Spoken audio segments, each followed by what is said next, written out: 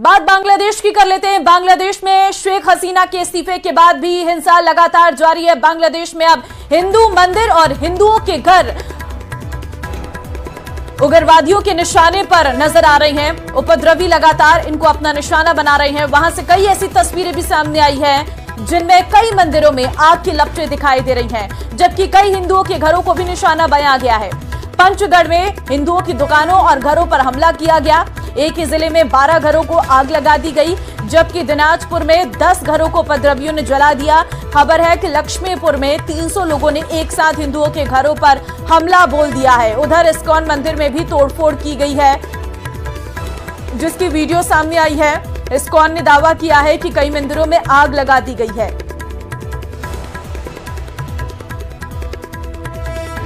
वहीं बांग्लादेश से स्वदेश लौटे भारतीयों में वहां हो रही हिंसा का खौफ साफ दिखाई दिया है। बांग्लादेश से लौटे भारतीयों ने वहां का हालात जो है वो बयां किए हैं।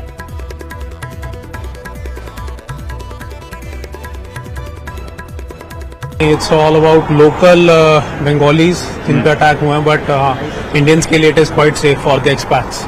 So now flight services has also been resumed, so it's not a problem. India treatment के लिए आया है। ट्रीटमेंट के लिए जी अपोलो हॉस्पिटल में। अपोलो में तो वहाँ क्या सिचुएशन है? हिंदूज की क्या कंडीशन है वहाँ पर? ना इजी से तो अभी क्या सिचुएशन है बांग्लादेश में?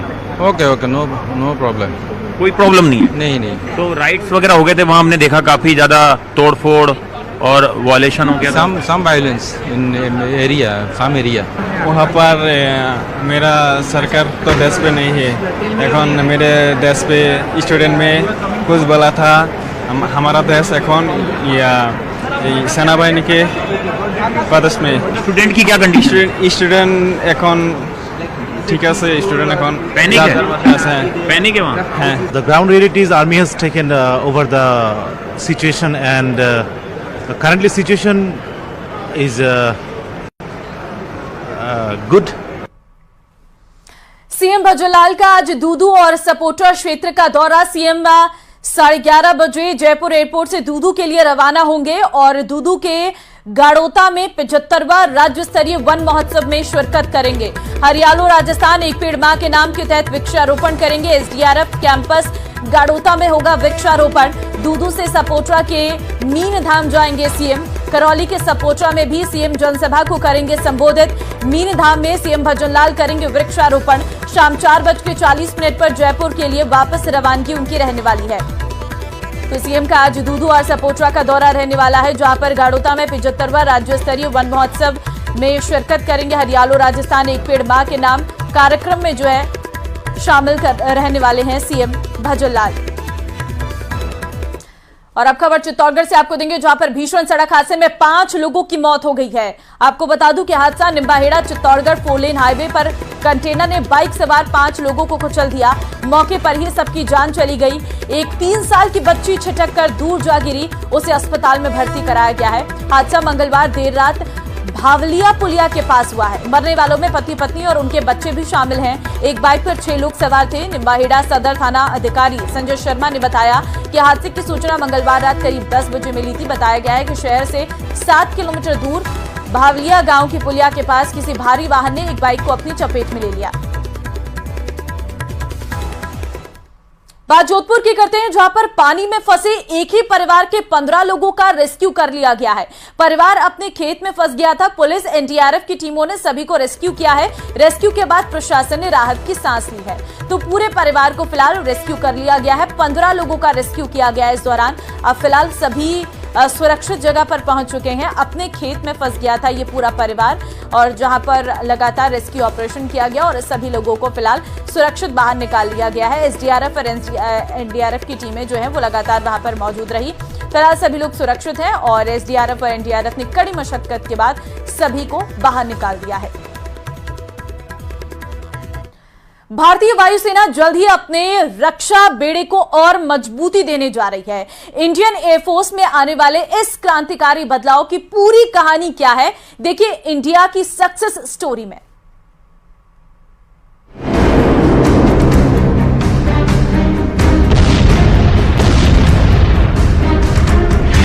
क्रांतिकारी बदलाव की ओर भारतीय वायुसेना। दुश्मन के खिलाफ नए चक्रव्यूह की तैयारी।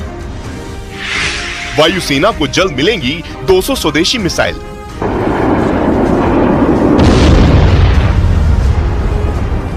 ये नई भारत की नई वायुसेना है जो किसी भी आपात स्थिति से निपटने के लिए दिन ब दिन खुद को और मजबूत कर रही है। इसी कड़ी में MK-1 मिसाइल के लिए भारतीय वायुसेना ने भारत डायनामिक्स लिमिटेड यानी BDL को मंजूरी दे दी है, जिसके चलते अब जल्द ही इंडियन एयरफोर्स के रक्षा बेड़े में 200 अस्त्र मिसाइलें शामिल हो जाएंगी। ये मिसाइल हवा से ही दुश्मन को मार गिराने में सक्षम है। इस प्रोजेक्ट को सफल बनाने में DRDO की बड़ी भूमिका है। रक्षा अधिग्रहण परिषद ने 2900 करोड़ रुपए से ज्यादा की इस परियोजना को 2022 से 2023 में मंजूरी दी थी। सभी परीक्षण और विकास कार्य पूरा होने के बाद अब इन मिसाइलों के प्रोडक्शन को भी मंजूरी दे दी गई है।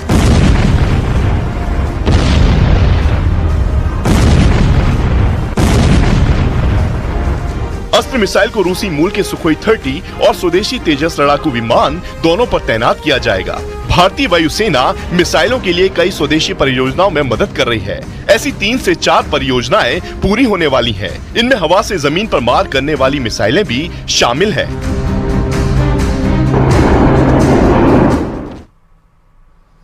पाकिस्तान बॉर्डर से सटे जिलों में बन रहे फर्जी आधार कार्ड की जांच सीबीआई ने शुरू कर दी है। सीबीआई ने 3 आरोपियों के खिलाफ नामजद मामला दर्ज कर लिया है। इस मामले को राजस्थान सरकार ने 9 जुलाई को केंद्रीय जांच एजेंसी को स्थानांतरित कर दिया था।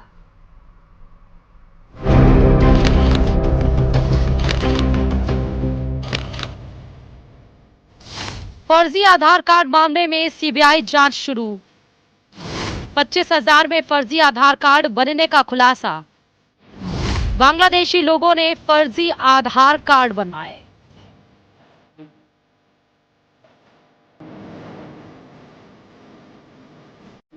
न्यूज 18 राजस्थान ने हाल ही में एक रिपोर्ट के जरिए दिखाया था कि कैसे सांचौर में पाकिस्तान बॉर्डर से सटी सीमाओं पर फर्जी आधार कार्ड बनाए जा रहे थे, जिनमें छोटे बच्चों के फिंगरप्रिंट और रेटिना को स्कैन का इस्तेमाल किया जा रहा था। इस मामले में सीबीआई ने अब जांच तेज कर दी है। राजस्थान में कथित तौर पर 25,000 रुपए में जाली दस्तावेजों और फिंगरप्रिंट का इस्तेमाल करके फर्जी आधार कार्ड बनाने वाले एक गिरोह के 3 लोगों के खिलाफ सीबीआई ने एफआईआर दर्ज की है। अधिकारियों ने कहा कि बड़े पैमाने पर चल रहे इस रैकेट की शुरुआती जांच में सामने आया है कि फर्जी आधार कार्ड बनाने के लिए स्कूली बच्चों की उंगलियों के निशान और रेटिना स्कैन के साथ साथ पैर की उंगलियों के निशान का भी इस्तेमाल किया गया है। इस मामले में राजस्थान सरकार ने 9 जुलाई को केंद्रीय जांच एजेंसी को स्थानांतरित कर दिया था। विभाग ने 30 जुलाई को सीबीआई को भेज दिया था। उसके बाद सीबीआई ने डुंगरी निवासी गणपत सिंह जाट, तोगाराम जाट और कन्हैया लाल प्रजापति के खिलाफ मामला दर्ज करके जांच शुरू कर दी थी। शिकायतकर्ता के मुताबिक ये तीनों कथित तौर पर उनकी ई-मित्र आईडी और आधार कार्ड से आधार कार्ड बना रहे थे। फर्जी आधार कार्ड मामले में सरकार अभी सख्त नजर आ रही है। मामला विधानसभा में उठने के बाद सरकार ने भी पिछले 1 साल में बने फर्जी आधार कार्ड की जांच करवाने का फैसला लिया है। सभी जिला कलेक्टर को मॉनिटरिंग करने के निर्देश भी दे रखे हैं। फर्जी आधार कार्ड का मामला इसलिए भी चिंता का सबब है क्योंकि सीमावर्ती इलाकों से घुसपैठ की घटनाएं सामने आती रही हैं। शक है कि इस फर्जीवाड़े की जड़ें देश के दुश्मनों तक न फैली हो।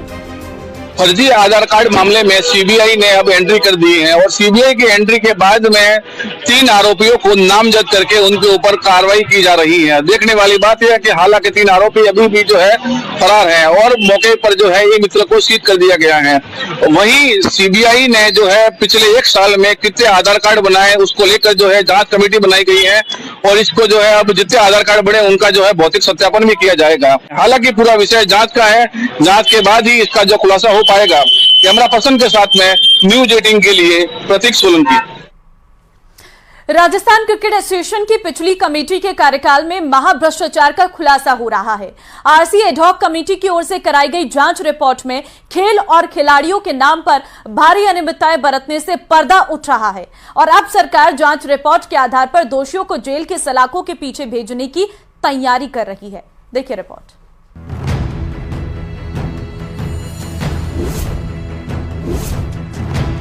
क्रिकेट के भविष्य को संवारने के लिए बनाए गए राजस्थान क्रिकेट एसोसिएशन में ही क्रिकेट के नाम पर भ्रष्टाचार का सबसे बड़ा खुलासा हो रहा है। अक्सर विवादों में रहने वाली पिछली राजस्थान क्रिकेट एसोसिएशन की कमेटी ने अपने कार्यकाल में खेल के मैदान से लेकर खिलाड़ियों के कल्याण तक जमकर भ्रष्टाचार किया है। आरसीए एडहॉक कमेटी की ओर से कार्रवाई की गई। रिपोर्ट में खुलासा हुआ कि बीसीसीआई ने हर साल राजस्थान क्रिकेट के कल्याण के लिए करोड़ों रुपए का बजट आवंटित किया, लेकिन तत्कालीन कमेटी ने आरसीए से संबंध एम्पायर, खिलाड़ी, ग्राउंड स्टाफ को लंबे समय से फीस का भुगतान नहीं किया। ऑडिट रिपोर्ट में खुलासा हुआ कि एक तरफ खेल से जुड़े खिलाड़ी, एम्पायर सहित पूरा स्टाफ एक एक रुपए को तरसता रहा, वहीं तत्कालीन कमेटी ने नियम विरुद्ध करोड़ों रुपए का भुगतान वकीलों को कर दिया। आरसीए एडहॉक कमेटी के संयोजक जयदीप बिहारी ने ऑडिट रिपोर्ट में आई आर्थिक, वित्तीय और भ्रष्टाचार के कारनामों की पूरी फहरिस्त तैयार करवा ली है और इस रिपोर्ट को जल्द ही मुख्यमंत्री भजनलाल शर्मा और खेल मंत्री को सौंपेगी। कई मामलों में फाइनेंशियल इरेगुलरिटीज मिली है। हमने भी सीए से जांच करवाई है। कई चीजें ऐसी है कि जैसे जीएसटी के अंदर जो उस फर्म को काम दिया गया है उसके वो काम मेंशन ही नहीं है। कई फर्मों को एक्सपीरियंस भी नहीं है। कई फर्में ऐसी है जो काम कुछ करती है, उनको काम कुछ दे दिया। इसलिए काफ़ी कुछ इरेगुलरिटीज हैं जिनकी सीए साहब जांच कर रहे हैं और उन इरेगुलरिटीज के हिसाब से एडवोकेट, जो क्रिमिनल एडवोकेट हैं, उनसे सलाह करके कानूनी कार्रवाई की जाएगी। आरसीए एडहॉक कमेटी की ओर से कार्रवाई की गई। जांच रिपोर्ट में कई बड़े चौंकाने वाले खुलासे सामने आ रहे हैं। क्रिकेट खेल को बेहतर बनाने के नाम पर नए स्टेडियम का निर्माण शुरू से ही भ्रष्टाचार की नींव पर खड़ा किया गया। चौप स्टेडियम के निर्माण का कार्य ऐसी कंपनी को सौंपा गया जिसके पास भवन निर्माण का कोई अनुभव ही नहीं। सड़क निर्माण करने वाली छत्तीसगढ़ की एक कंपनी को पूरे स्टेडियम की निर्माण की जिम्मेदारी नियम विरुद्ध तरीके से सौंप दी गई। स्टेडियम निर्माण के टेंडर से शुरू हुआ भ्रष्टाचार लगातार बढ़ता रहा और जो काम कंपनी को 300 करोड़ रुपए के टेंडर में आवंटित किया गया, उसी कंपनी को नियम विरुद्ध लाभ पहुंचाने के लिए उसी स्टेडियम के निर्माण काम की लागत बढ़ाकर 500 करोड़ रुपए तक कर दी गई। जांच रिपोर्ट में क्रिकेट मैचों के आयोजन में भी भारी अनियमितताएं सामने आई हैं। One day international, Indian premier league और राजस्थान प्रीमियर लीग के आयोजनों में भी बड़ी धांधली की गई है। इन मैचों के लिए तत्कालीन आरसीए कमेटी ने मैचों से संबंधित इवेंट के टेंडर जिन कंपनियों को सौंपे थे, उन कंपनियों ने फर्जी सिस्टर कंसर्न्स कंपनियों के जरिए काम करवाया।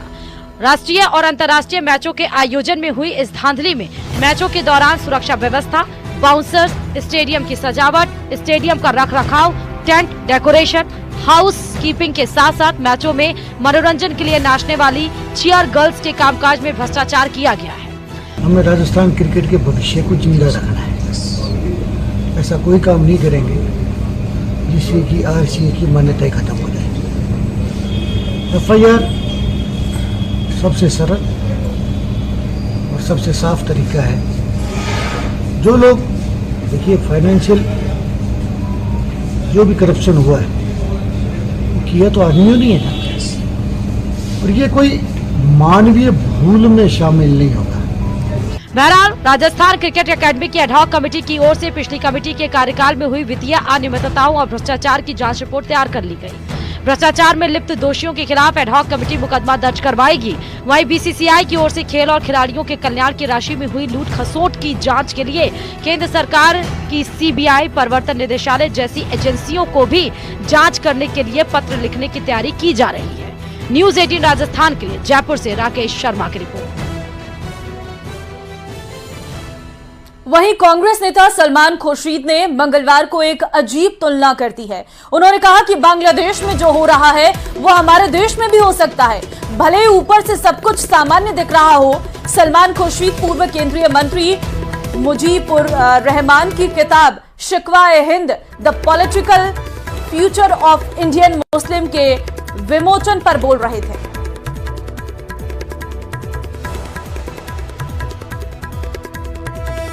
तो किताब के विमोचन समारोह में बोले सलमान खुर्शीद। बांग्लादेश हिंसा पर उनका अजीबोगरीब बयान सामने आया है और अब इस बयान के तमाम मायने निकाले जा रहे हैं। भारत में भी बांग्लादेश जैसा हो सकता है, सलमान खुर्शीद की तरफ से कहा गया है। और सलमान खुर्शीद के इस बयान की अब आलोचना चौतरफा हो रही है क्योंकि अपने आप में बड़ा बयान है। उनकी तरफ से कहा गया है कि जो बांग्लादेश में इस वक्त हो रहा है, भारत में भी ऐसा हो सकता है।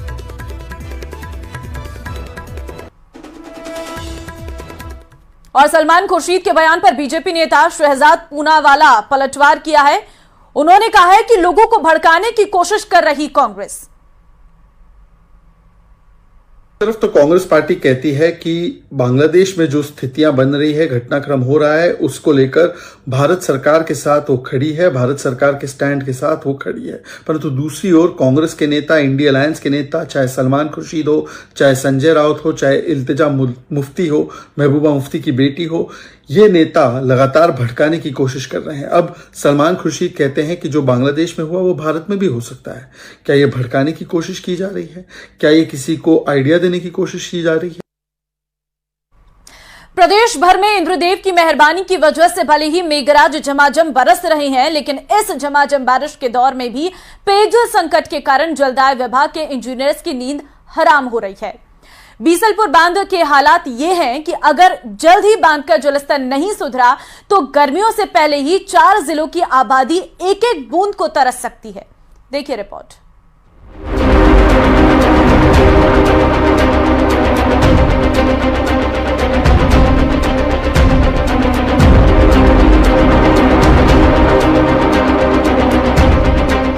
प्रदेश में झमाझम बारिश की वजह से नदी नाले उफान पर हैं, तो कहीं भारी बारिश के कारण बाढ़ के हालात भी बने हुए हैं। लेकिन बीसलपुर बांध की प्यास नहीं बुझ पाई है। टोंक और अजमेर में रिकॉर्ड तोड़ बारिश के कारण सभी बांध, तालाब, ताल, नदी, नाले सब उफान पर हैं। लेकिन स्थानीय बारिश का पानी बीसलपुर की प्यास बुझाने में नाकाम रहा है। दरअसल बीसलपुर बांध में पानी का भराव इसके कैचमेंट एरिया के जरिए ही होता है। बांध का कैचमेंट एरिया का क्षेत्रफल चित्तौड़गढ़, राजसमंद, उदयपुर, भीलवाड़ा, बूंदी, अजमेर, टोंक, केकड़ी जिलों के 27,836 वर्ग किलोमीटर में फैला हुआ है।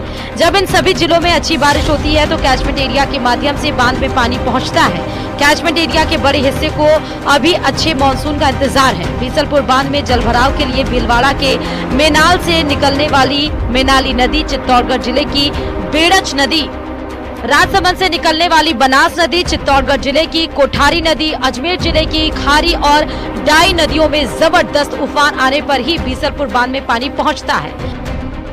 जैसा सभी को विदित है कि इस समय बीसलपुर में जो त्रिवेणी नदी से जहाँ से पानी आता है, तो नदी से पानी नहीं मिल पा रहा है बीसलपुर को। तो करीब 310 मीटर का उसका लेवल चल रहा है और अगर वहाँ बरसात नहीं होती है या कम होती है तो इस पानी को हम नवंबर तक ही सप्लाई कर पाएंगे। तो यदि बरसात होती है, पानी आता है जब, तो आगे उस हिसाब से प्लान करेंगे। नहीं तो फिर इस पर ये उच्च स्तर पर निर्णय करवाएंगे कि इसमें पानी की कटौती की जाए या अल्टरनेट दे दिया जाए, जो भी है इस पर निर्णय करवाएंगे। बीसलपुर बांध की पानी की आवक के रिकॉर्ड पर नजर डालें तो 85% पानी की आवक अगस्त और सितंबर महीने में होती रही है। इसके लिए पहले कैचमेंट एरिया पूरी तरह से रिचार्ज हो जाता है, लेकिन इस बार बांध का कैचमेंट एरिया ही रिचार्ज नहीं हो पाया। ऐसे में बांध में पानी पहुंचने की उम्मीद भगवान भरोसे ही रह गई। जलदाय विभाग के इंजीनियर इसलिए परेशान हैं क्योंकि बीसलपुर बांध में मौजूदा जल स्तर के हिसाब से दिसंबर 2024 तक ही पेयजल आपूर्ति की जा सकती है। बीसलपुर बांध में जल भराव की कुल क्षमता 38.5 टीएमसी है और अब बांध में करीब 13 टीएमसी पानी ही बचा है। एनजीटी के आदेशानुसार बांध में करीब 8 टीएमसी पानी जलीय जंतु और पर्यावरण की दृष्टि से बचाना अनिवार्य है, यानी करीब 5 से 6 टीएमसी पानी से ही राजधानी जयपुर जिले की ग्रामीण और शहरी आबादी, अजमेर जिले, केकड़ी, दूदू, टोंक सहित दौसा जिले की आबादी को पेयजल सप्लाई करनी है। बांध में मौजूदा जल स्तर से सिर्फ दिसंबर तक की पानी सप्लाई किया जा सकता है। इन सभी जिलों को पेयजल आपूर्ति दिसंबर तक करने के लिए बांध से पानी सप्लाई की कटौती शुरू कर दी गई है। बांध से भीषण गर्मियों में जहां 560 MLD पानी प्रतिदिन जयपुर के लिए जा रहा था, उसमें अब कटौती करते हुए 500 MLD तक पहुंचा दिया गया है। 110.70 तो लेवल अभी कम है काफ़ी, और यदि यही लेवल आ जाता है तो फिर तो काफ़ी कुछ रिडक्शंस करने होंगे, कटौती करनी होगी पानी जयपुर में, अजमेर में, सभी लेवल्स पर कटौती करनी होगी। उसके लिए मीटिंग होनी है। बेसिकली 2 फ्रंट पे प्रयास होंगे। पहला तो है कि बीसलपुर से हमारे को जितना पानी ले रहे हैं, विड्रॉल कर रहे हैं, उसको हमें कम करना होगा। और हमारे जो लोकल सोर्सेज हैं, ट्यूबवेल्स हैं, उनको स्ट्रेंथन करके जो एग्जिस्टिंग है उनसे तो प्रोडक्शन लेना ही है, हो सकता है कुछ और ड्रिलिंग वगैरह भी करके पानी को ऑगमेंट करना पड़ेगा। बीसलपुर बांध पर राजधानी सहित सभी जिलों की 70% से ज्यादा आबादी निर्भर है और उतना पानी ना तो कंटिजेंसी प्लान में लाया जा सकता है और ना ही बीसलपुर बांध के मौजूदा जल स्तर से लाया जा सकता है। ऐसे में सरकार के सामने गर्मियों से पहले ही पानी का संकट भरी सर्दियों में ही पसीने ला सकता है।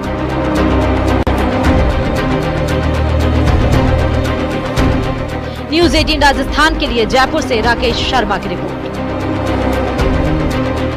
आगे बढ़ते हैं। झुंझुनू की खेतड़ी नगर पुलिस और डीएसटी नीमका थाना ने संयुक्त कार्रवाई करते हुए भारी मात्रा में अवैध शराब जब्त की है। साथ ही एक आरोपी को भी गिरफ्तार किया है। पुलिस ने छापेमारी की कार्रवाई खेतड़ी नगर थाना इलाके में की है। एएसआई विजय भटिया के मुताबिक मुखबिर की सूचना पर देवता ढाणी बाढ़ान के रास्ते पर पहुंचे, जहां मुर्गी फार्म के सामने एक दुकान में शराब बेची जा रही थी। पुलिस ने वहां मौजूद देवेंद्र नाम के शख्स से जब लाइसेंस के बारे में पूछताछ की तो वहां रखी सभी शराब अवैध निकली, जिसके बाद पुलिस ने आरोपी देवेंद्र कुमार को गिरफ्तार कर लिया है। पुलिस ने दुकान में रखी 26 पेटी देशी शराब, 7 पेटी बियर और 17 लीटर अंग्रेजी शराब जब्त की है। साथ ही आरोपी के खिलाफ केस दर्ज कर लिया है। रोड पर एक व्यक्ति दुकान के अंदर अंग्रेजी शराब, बियर व देसी शराब अवैध रूप से बेच रहा है। इस पर मन एसआई विजय सिंह महज जाब्ता ने मौके पर पहुंचकर जांच की तो वहां पर दुकान के अंदर मिले व्यक्ति का नाम पता पूछा तो अपना नाम देवेंद्र कुमार पुत्र अशोक कुमार जाति दानक निवासी मोहनपुर हरियाणा होना बताया। जिसने दुकान के अंदर शराब अंग्रेजी शराब के बोतल अद्धे पवे सजाकर तथा नीचे कार्टून बियर के और देसी शराब के रखकर बेच रहा था, बेचने के लिए रखी हुई थी। व्यक्ति को लाइसेंस पूछा तो कहा लाइसेंस नहीं है।